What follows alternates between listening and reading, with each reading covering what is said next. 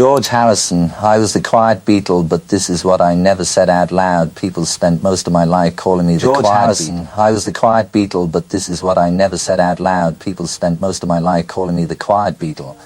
Funny thing is, I never thought I was particularly quiet. I simply learned rather early that if John and Paul were both talking, there wasn't much point trying to shout louder than them. So I'd sit there, I'd listen, I'd watch. And because I wasn't always fighting to be heard, I noticed things. I noticed how quickly four lads from Liverpool stopped belonging to themselves. I noticed how people could scream your name without knowing the first thing about you. I noticed how you could have more money than you'd ever imagined, more applause than anyone ought to receive, and still wake up wondering what exactly any of it was for. That's the bit people don't understand. They look at the photographs and think they know the story. Four smiling lads coming off an aeroplane, thousands of girls screaming, big cars, big houses, #1 records, the world at our feet, and yes, it was exciting. Of course it was. I was barely out of my teens and suddenly we could go anywhere.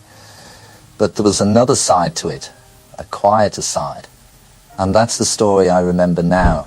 Not the screaming, what happened after the screaming stopped. I was born in Liverpool in 1943, and there wasn't anything particularly remarkable about our family. We weren't sitting around thinking one of the children was going to become famous. My dad drove a bus. Mum looked after us. We lived like ordinary people lived. Money mattered. You repaired things instead of replacing them. You appreciated what you had, because there was never a guarantee of getting another one. Then I discovered the guitar. And that was more or less the end of me. You know what it's like when something gets inside you? Suddenly every other subject seems terribly unimportant. Teachers could be speaking and I'd be somewhere else entirely, thinking about chords, thinking about records, thinking about how somebody had made that particular sound. I'd sit with the guitar until my fingers hurt. Didn't matter. You kept going. Paul McCartney was one of the people who helped change everything. Paul and I knew each other before the world knew either of us. We'd ride the bus together, talk about music, talk about guitars. He was already connected with John Lennon's group, and eventually I was brought around. Now, I was younger than John, quite a bit younger when you're that age. And I knew John wasn't going to be impressed because somebody told him, here's this little fellow who can play guitar. So I played. That's what musicians do when words aren't enough. You pick up the instrument and say whatever you're capable of saying through that. And somehow I stayed. None of us knew what we'd started. That's important. People tell the Beatles story backwards because they already know how it ends. They know Shea Stadium, they know Ed Sullivan.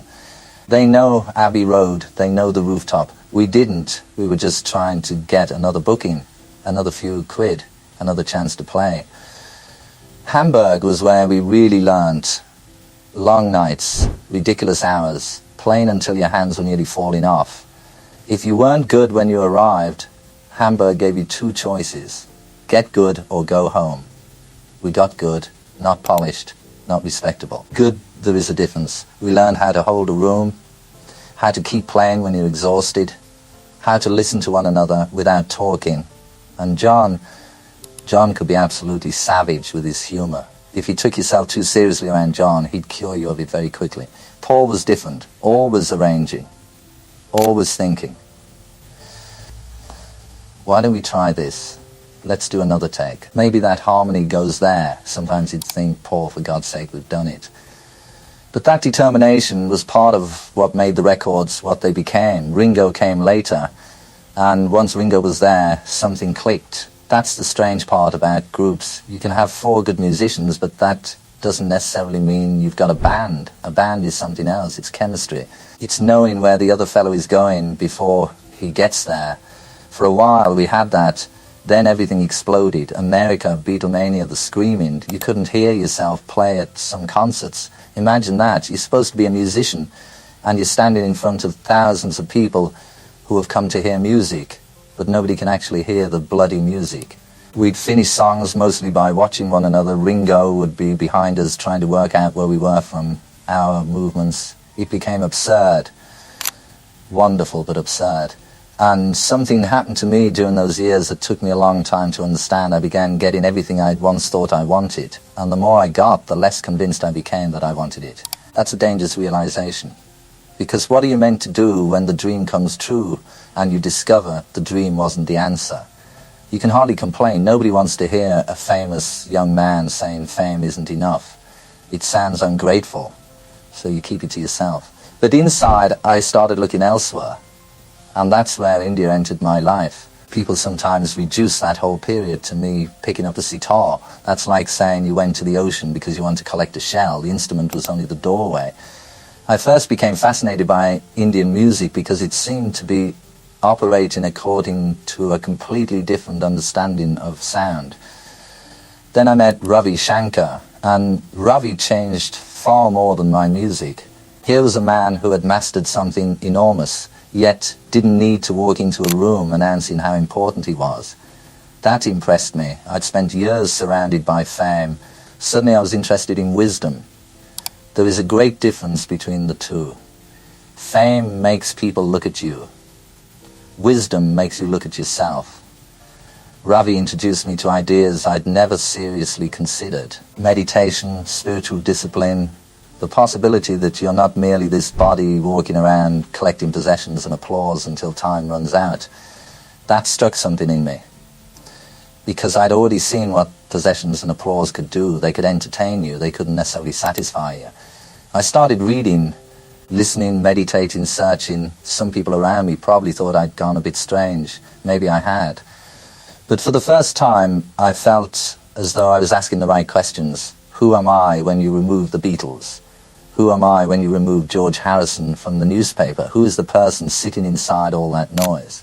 Meanwhile, being in the Beatles was becoming more complicated. John and Paul were enormous songwriters. I knew that. Everyone knew that. But I was writing too. And when you're in a group with Lennon and McCartney, getting your songs onto the record isn't quite as simple as walking in and saying, I've got 12. You've got two fellows already arriving with songs that could fill albums. So I waited, and I learned, and occasionally I became frustrated. Taxman, within you, without you, while my guitar gently weeps, something, here comes the sun. Those songs didn't appear because one morning I suddenly discovered how to write. I'd been developing quietly for years. There's that word again. Quietly. Maybe being underestimated helped me. It gave me space. By the time I wrote something, I knew I wasn't merely the guitarist standing beside two songwriters anymore. I had something of my own to say. Still, the group was changing. We'd gone from being four lads against the world to four grown men with wives, interests, businesses, frustrations, and separate lives. That happens. People always want one villain when a marriage ends or a band breaks apart. They want somebody to point at. Real life is rarely that tidy. John had changed, Paul had changed, I'd changed, Ringo had changed, the world around us had changed. We loved one another in the peculiar way people love those who've survived something impossible together. But loving someone doesn't mean you can remain locked in the same room forever. And I needed space. When the Beatles finally ended, everybody treated it as this great tragedy. I understood why. But part of me felt relief. I had songs backed up for years. Suddenly the door opened and out came All Things Must Pass. 3 records. People were surprised. I wasn't. I'd been carrying those songs around. That's what happens when you don't get much room at the table. Eventually, you build your own table. The title itself said something I was beginning to understand. All things must pass. Success passes. Failure passes. Youth passes. Arguments pass. Bands pass. Bodies pass. The mistake we make is believing anything here belongs to us permanently. It doesn't. You enjoy it. You learn from it. You try not to cling too tightly. Then you let it go. That sounds very wise when you say quickly. Living it is another matter. I certainly wasn't some saint floating around Friar Park in a cloud of incense. I've made mistakes, plenty. I've hurt people. I've been selfish. I've been angry. I've sometimes known what the spiritual answer was and done the opposite anyway. Knowing the road and walking it are two different things. Patty was part of my life through extraordinary years. We loved one another, but love doesn't always guarantee two people will remain together. Then there was Eric Clapton. Now there's a story people have enjoyed, turning into a great rock and roll soap opera. Eric was my friend, a brilliant guitarist. And yes, the situation involving Patty was painful and complicated. That people expect you to remain furious forever because that's more dramatic. I couldn't. What's the point? You carry hatred around, and the fellow you're angry with might be out having dinner. You're the one carrying it. Eventually you either forgive or you allow yesterday to keep controlling tomorrow. Eric and I remain friends. That probably confused people. Good life ought to confuse people occasionally. It's proof reality is more complicated than gossip. Another moment that changed me was the concert for Bangladesh. Ravi told me what was happening. People were suffering terribly. And suddenly all these things we'd learned through the music business, organising concerts, gathering musicians, attracting attention could actually be useful for something beyond selling records. That mattered to me. Bob Dylan came, Eric came, Ringo came, musicians came together, not because we were creating another entertainment spectacle, but because something needed doing. It wasn't perfect. Nothing involving that many managers, lawyers, governments, record companies and musicians is ever going to be simple. But the idea mattered. Music could move outside itself. It could help. Years went by, and my life became much less predictable than people imagine. I bought Friar Park, this enormous Victorian place that looked as though some eccentric dream had been turned into stone. I loved it, the gardens especially. People thought George Harrison, rock star. Half the time I'd rather talk about trees. Gardening makes sense. You plant something, you care for it, you wait. It doesn't care how many records you've sold. A flower won't bloom because you're in the Beatles. There's something healthy about that. I also somehow became involved in films. That wasn't exactly the master plan. Monty Python needed help getting Life of Brian made, and I wanted to see the film, so I helped. People joked it was the most expensive cinema ticket anyone had ever bought. Maybe it was. But I liked supporting things I found interesting. Handmade films grew from there. Again, my life took a turn I hadn't planned. Then came another wonderful accident. The Travelling Wilburys, Bob Dylan, Tom Petty, Jeff Lynne, Roy Orbison, and me. No great corporate master plan, just musicians enjoying themselves. That's when music is often best. When you're not thinking, this must become legendary. You're thinking, that's a nice chord, play that again. Roy's voice was astonishing. He'd open his mouth and this enormous sound would appear. You'd almost laugh because it didn't seem possible. Bob was Bob. Nobody else quite like him. Tom had that wonderful ease. Jeff could hear a record forming before the rest of us had finished playing the song. And for me, it felt like being in a band again without carrying all the enormous historical weight of being in that band. Later, Olivia became the centre of my home life, and Donnie gave me another identity entirely. Father, that's a better title than Beatle, if you ask me. When your child is small, he doesn't care that strangers want your autograph. Your dad, that's it. And I loved that simplicity. Olivia understood something essential about me. I needed peace, not boredom. Peace, there's a difference. I'd had enough excitement for several lifetimes. Give me a garden, a guitar, a few friends, my family nearby. That seemed wealthier to me than another room full of awards. Then, in 1999, peace was suddenly shattered. A man broke into our home. He attacked me. There are moments when all your ideas about life and death stop being philosophy. They become immediate. You're not sitting comfortably discussing the temporary nature of the body. You're fighting to stay alive. Olivia fought too. She was extraordinary. We survived. And once you've come that close to everything ending in your own home, ordinary mornings don't look quite so ordinary anymore. A cup of tea can become rather magnificent. Walking outside becomes a privilege. Hearing somebody you love moving around in another room becomes enough. Then came illness. Cancer. I'd spent years thinking about death, so people sometimes assume that meant I couldn't possibly be frightened by it. That's not how being human works. Spirituality isn't pretending you're made of stone. The body wants to live. The people who love you want you to stay. You want another day, another conversation, another song. But somewhere underneath that, I did believe what I'd spent so many years trying to understand, that we are more than the body, that death is a change, not simply a full stop. And strangely, that gave me comfort. People ask what I thought about the Beatles toward the end of my life. Well, how could I not love it? It was part of me. John was gone. That still felt strange. You expect people who were young with you to somehow remain young forever, then suddenly one isn't there.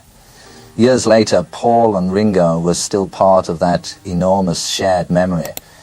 Whatever disagreements we'd had, nobody else on earth could fully understand what the four of us had experienced. Imagine being 20-something years old and becoming part of something so enormous that decades later people are still arguing over what somebody said during a recording session.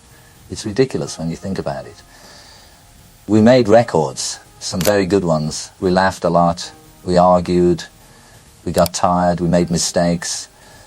And somewhere along the way, those records became part of people's lives. That's the part I appreciate, not the mythology, the connection. A song travels farther than the person who wrote it. Maybe somebody listens to Here Comes the Sun 50 years after I'm gone because they're going through a terrible time. For 3 minutes, perhaps, they feel things might improve. That's extraordinary. You don't need to be standing there receiving applause for that. The song does the work. That's enough. If I could speak to that young George riding the bus through Liverpool with a guitar and Impossible Dreams, I'm not sure I'd tell him much. He wouldn't listen anyway. Young people rarely do. And perhaps he needed every part of it. Hamburg, the Beatles, the arguments. India, Ravi, Patty, Eric, Olivia, Donny, John, Paul, Ringo, the records, the gardens, the illness, the fear, the laughter. You can't remove the painful bits without changing the person who came out the other side. But I might tell him one thing. Don't mistake attention for love. They're not the same. Millions of people can know your face and you can still feel lonely. One person can understand your silence and suddenly you feel known. Don't mistake success for peace either. Success is somebody else saying you've done well. Peace is not needing them to say it. And don't spend your life terrified of endings. Everything ends. That's what makes it precious. The Beatles ended, friendships changed, youth disappeared, people I loved died. Eventually, my own body had to go as well.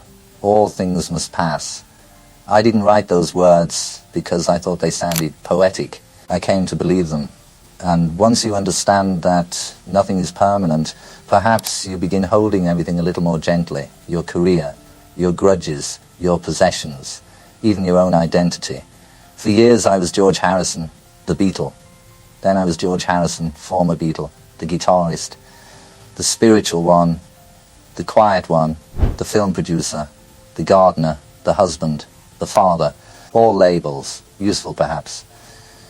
But none of them quite the whole person. Who was I really? Still working that one out. Maybe that's the point. I spent the first part of my life trying to become somebody. Then I spent much of the rest of it trying to understand who that somebody actually was. And in the end, the answer seemed simpler than I expected. Love people while they're here. Forgive them whenever you can. Make something beautiful if you've been given the ability. Help somebody when the opportunity comes. Laugh at yourself. Spend some time in the garden. And every now and then, put everything down long enough to remember that this strange little journey isn't going to last forever. You know, being the Quiet Beatle wasn't such a bad thing after all. When you're quiet, eventually you begin to hear what really matters.